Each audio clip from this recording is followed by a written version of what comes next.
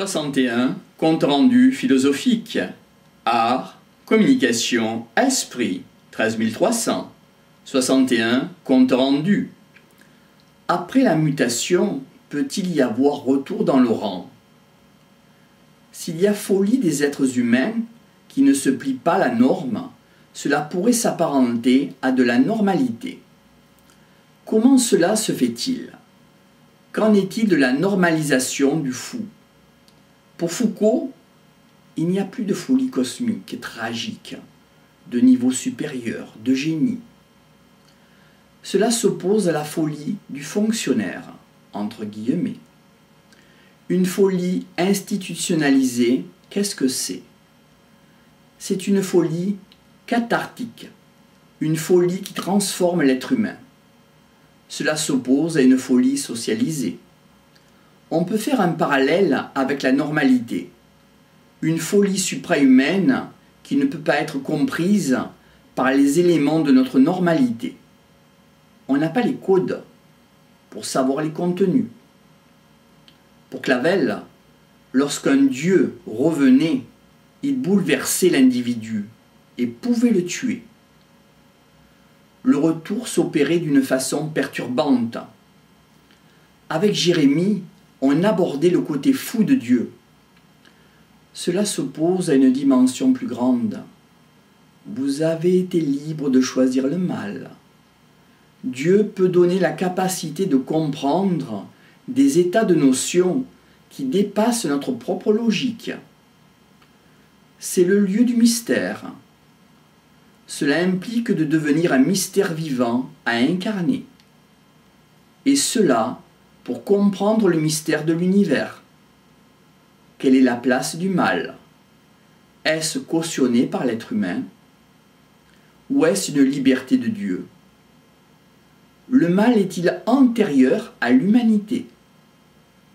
Pourquoi l'être humain choisit le mal? Est-ce que Dieu est tout-puissant? Est-ce qu'un jour ce mal finira par être bien? Si l'être humain n'est pas apte maintenant, sera-t-il apte plus tard? Pour Goethe, il n'est pas passé par la folie. La côtoyer, c'est l'intégrer. Il n'y a plus de limite.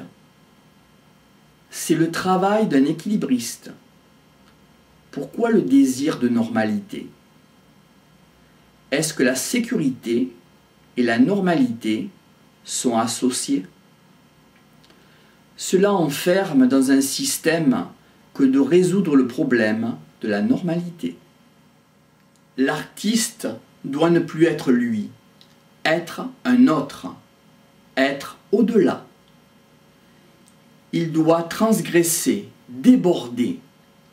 D'un bain-marie, il doit sortir, le bain-marie étant la normalité. L'artiste abandonne, se jette dans une autre dimension, afin de vivre un monde des extrêmes. Est-ce que le normal, on peut entrer dans une réalité différente? Comment incarner dans les actes, franchir avec un excès, un extrême, pour que prenne le feu du sentiment, de la passion, de peur, etc. Le progrès, est-ce de la mutation? On peut faire un parallèle avec la modification et apporter à sa vie pour l'améliorer et la rendre heureuse. L'artificiel nous enlèvera des limites, sans poids de la culpabilité, sans le remords. Comment en prendre conscience et le faire incarner? La pilule a enlevé la culpabilité de la femme, en faisant sauter la transgression davantage symbolique que physique. Quand il n'y avait pas de gendarme, on pouvait voler. Quand on n'est pas en promiscuité avec l'acte, cela n'a pas la même valeur. C'est une fausse libération. À cela s'oppose de ne pas assumer un état avec la pleine responsabilité consciente. Cela s'oppose à ce que soit éprouvé comme cela devrait être éprouvé, et cela dans un objectif de sociabilité. cela escamote la responsabilité. Cela se paye toujours sur l'âme, le vivant. Le vivant vient compenser pour faire exister un monde. Qu'en est-il de l'incapacité de créer le monde? À cela s'oppose la responsabilité du vivant. Le progrès tend à élargir le cadre de la normalité et aussi tendre vers l'inconnu. Pour le marxisme, sur la Lune, je n'ai pas vu Dieu, dit-il.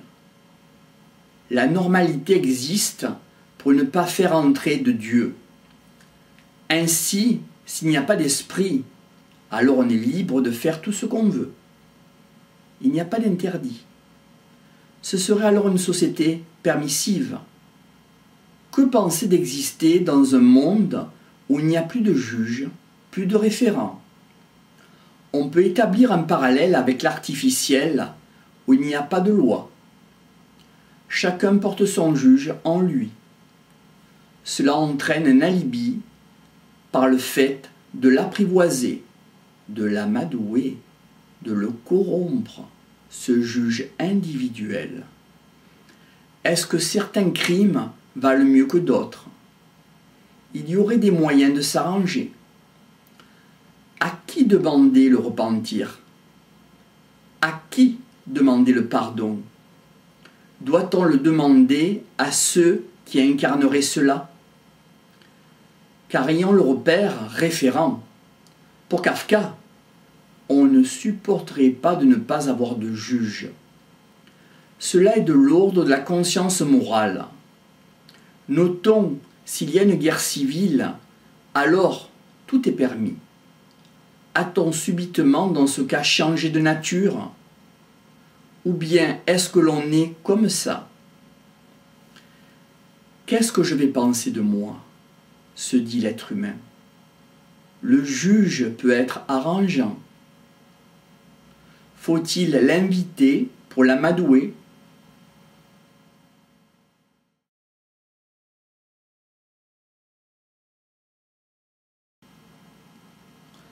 Faut-il l'inviter, ce juge, pour l'amadouer, quand on fait quelque chose de bien?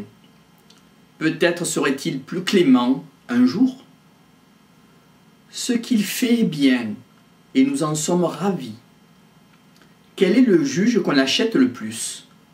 Le presbyte, une nourrice arrangeante, un vieillard arrangeant? C'est avec lui que l'on commerce le plus, à s'arranger. Quand il n'est pas là, c'est qu'il fait semblant d'être absent, alors qu'il est là. Il nous accompagne, il nous sert dans nos actes. Cela fait du bien, quand on dit ce qu'on veut dire.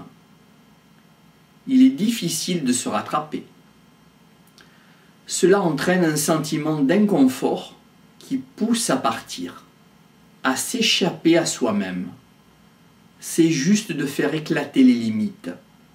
Si on sait, on pressent que les choses changent. C'est comme entrer dans un jeu de cartes. Toutefois, on sait qu'on ne va pas tout contrôler.